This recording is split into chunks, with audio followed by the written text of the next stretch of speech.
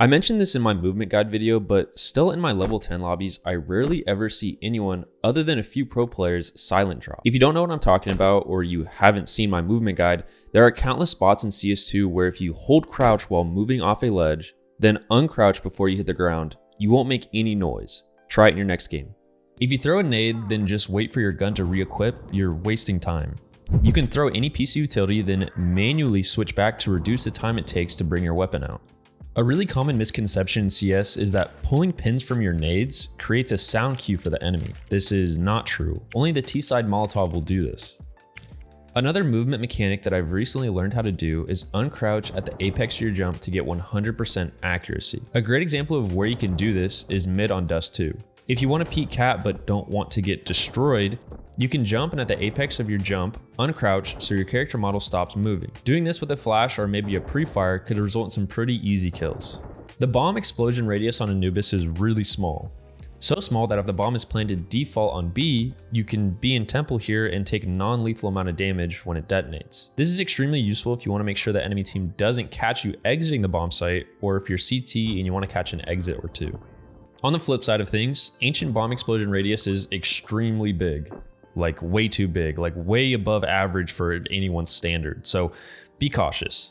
Leave the site early or save on the other side of the map if you're a CT. Recently I made an economy video that you probably didn't watch. But in that video I talk about how you can read economy. An accurate rule of thumb is this. If the enemy team has max loss, you can assume if they're on T side, they'll at worst have AKs with limited utility or Galils with full utility. If they're on CT side with max loss bonus, they will at worst have MP9s and no utility or Deagles with utility. Also, even if the enemy team has won several rounds in a row, if only 2 or less people are surviving in those rounds, it will only take max 2 rounds to break their economy and force an eco. This is especially true for CTs. And if you didn't know, you can see how much money you'll have next round in the buy menu. And for each consecutive loss, your round loss bonus will increase by 500. This starts at 1,400 and caps at 3,400. However, on pistol round, you start automatically with 1 loss bonus. You can check your loss bonus by opening up the scoreboard.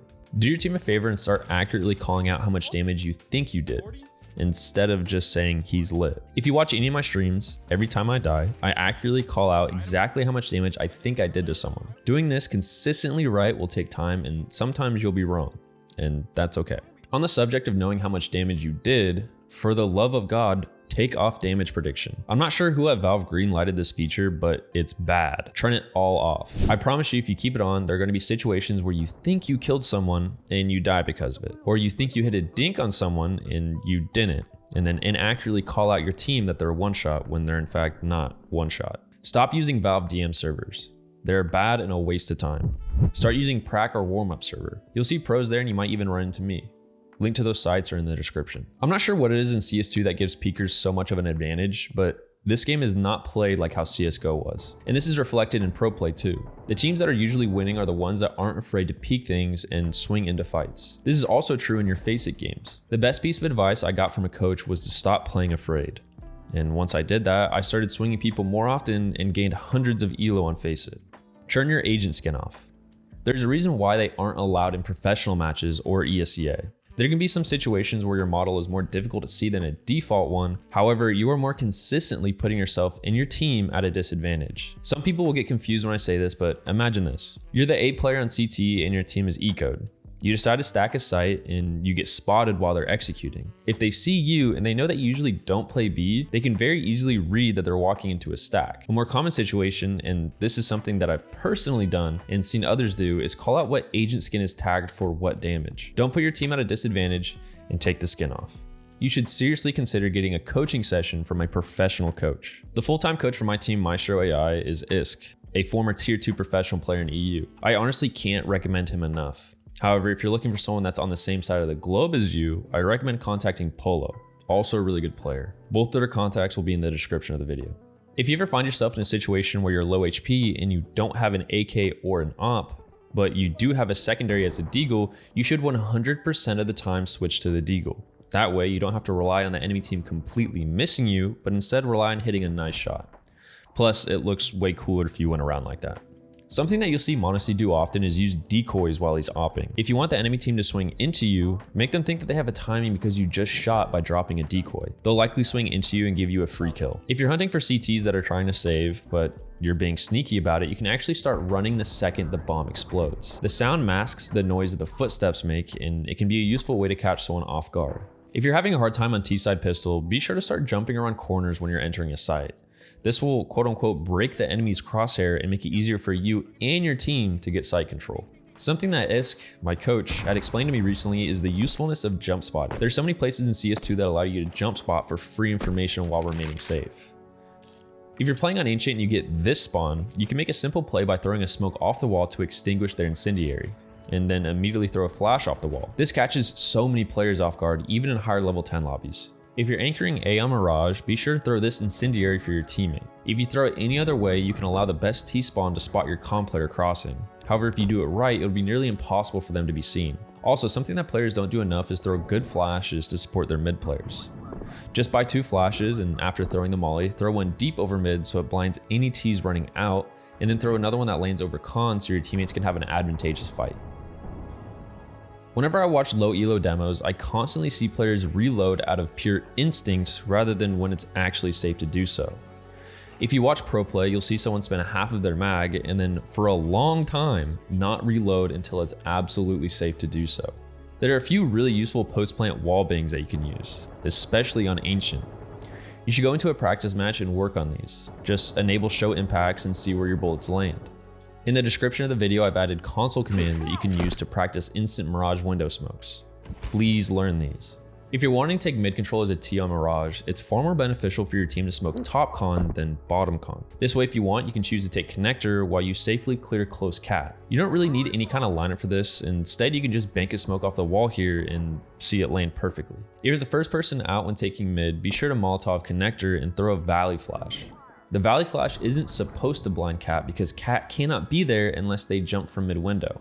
Instead, it's going to blind anyone trying to make an aggressive play up mid and anyone peeking window. Something that I've seen a lot in Pro CS recently is B anchors throwing this defensive smoke in order to buy time for rotates. If you're a B anchor, try this out in your next game. There's a simple mid to B smoke that you can throw on Dust 2 in your matches. All you have to do is crouch behind these boxes mid, line up your crosshair here, and then jump throw. It lands perfectly here in CT and there's no gaps. Also, if you play on native and you haven't changed your overlay like myself, you can line up using this lineup right here to throw a window smoke on B. Also, while you're pushing through mid, you can line up and throw this flash for your teammates. And when you get out through CT, you should throw this Molotov in order to eliminate any sound cues that the CTs can hear you. Because if they do hear you, they're just gonna start spamming. A really strong play that I don't see enough players making is throwing a flash through the cross smoke on Dust 2. There really isn't a lineup for this one, rather than just toss a flash that lands behind your teammate's head and then have them swing after it pops. If you're on CT on Dust 2 and you want to take long control and you get this middle spawn, which in NA we call game helper, you should always buy 2 flashes or have your teammates drop their flashes. All you gotta do is line up here and throw before your teammates swing long. When you're done throwing that, you can line up another one to throw it behind their heads here so the T's that did get out long doors are also going to be blind. In the settings, if you enable this feature, during the round you can see how many players in total are alive on each team, which is much easier than counting profile pictures. While we're talking about settings, you should disable profile pictures and definitely mute the enemy team. This will limit distractions. If you didn't know, apps control in Inferno is useless on its own. So if you're the one that always takes app space and your teammates aren't doing anything else, maybe it's time to take control somewhere else on the map. Apps control is useless because the pit and site players will always have such an advantage over you when you swing out balcony. And peeking through boiler solo, even with utility, isn't always a winning fight, especially if you have no pressure mid. If you're looking to take space elsewhere in Inferno, I would recommend defaulting banana control. It's great to molly car, but if your teammates already did, then what's even better is before you swing top banana, you should molly sandbags and then HE the corner. This followed with a flash will make taking car control so much easier. My CS2 started crashing a lot recently while I was playing on Face It. The only remedy to this that I found was after every single match, type quit in the console. I don't know what this is, perhaps there's a memory leak of some kind, but after I started doing this, my game stopped crashing. Stop using scroll wheel for your weapons and nades. Trust me, you'll thank me later.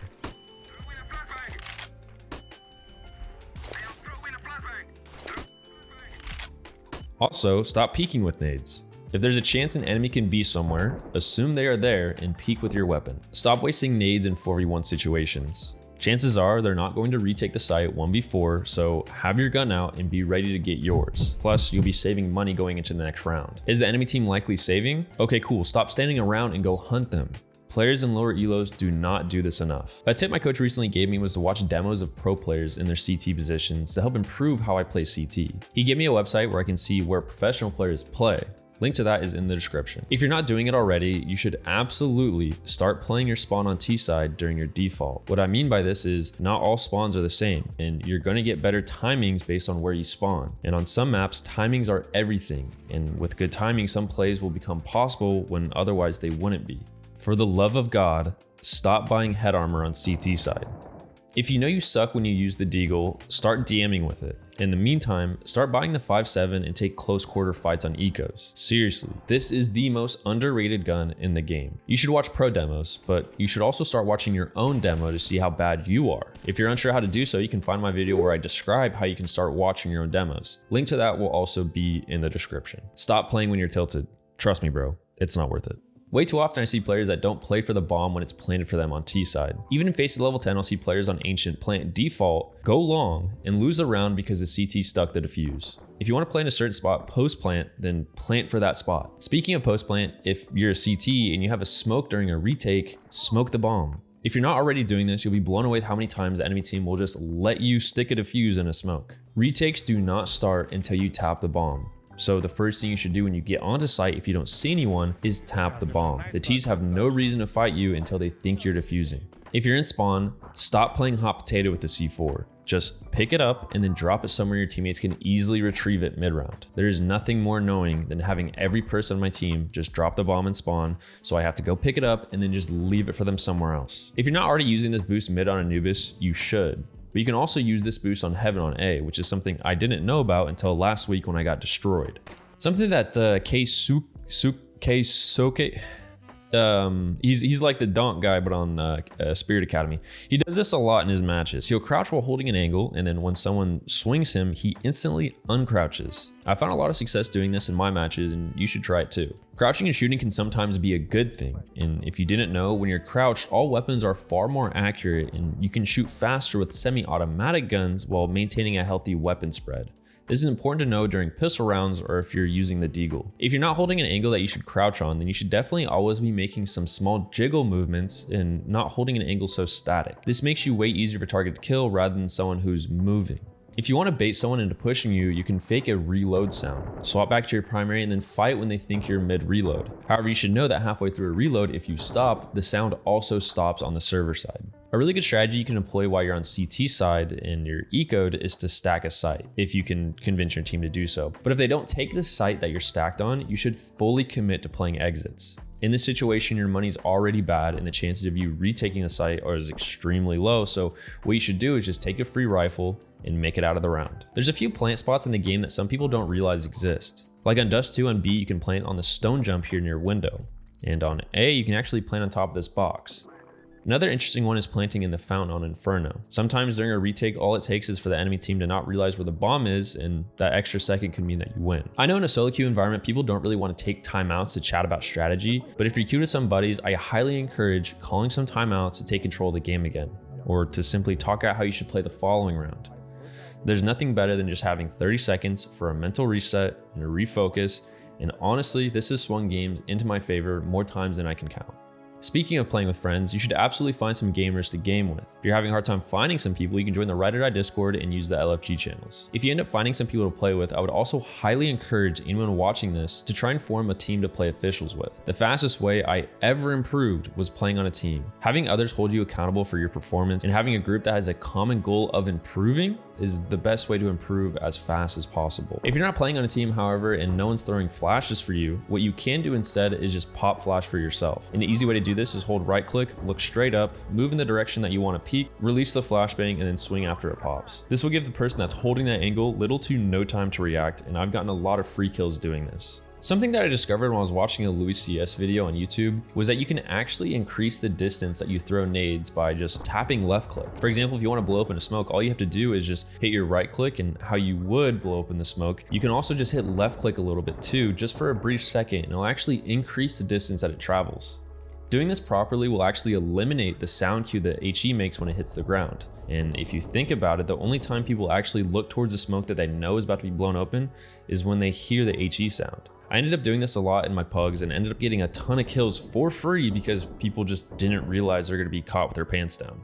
If you don't have an HE though, there are a lot of opportunities to disrespect smokes around the map. This comes with a little bit of experience and is sometimes a gamble, but some of the best plays I've ever made is when I just Stewie 2K my way through a smoke to make a play. Even though smokes aren't walls, some players have a tendency to treat them like such. If you didn't know, everyone is a support player. I mean it, everyone is a support player. Even if you don't identify yourself as one, you are. What I mean is if you watch high elo EU pugs, regardless of the player, if they're in a position to throw utility for their teammates, they always do. Even Donk does this. So don't think that you're not a support player. Always help your team out. However, if you're not in that support role for that round, if you're the first one out on a site, please, for the love of God, start scaling. Even if this means you get shot in the back or you have an unfavorable fight, at the very least, your team has valuable information to win the round. However, if you're not first out, but you're second out, know that your job is to trade. This means you should almost always be holding the pocket of the first person that's running in front of you. There is no point for that person to run out to site, just get killed and not traded. Stop baiting your teammates just to lose the round anyway. On the screen now are a few nade lineups that I consistently use to get HE damage. If you're the type of person that likes getting free utility damage, I strongly recommend watching a few of these back and start throwing them in your matches.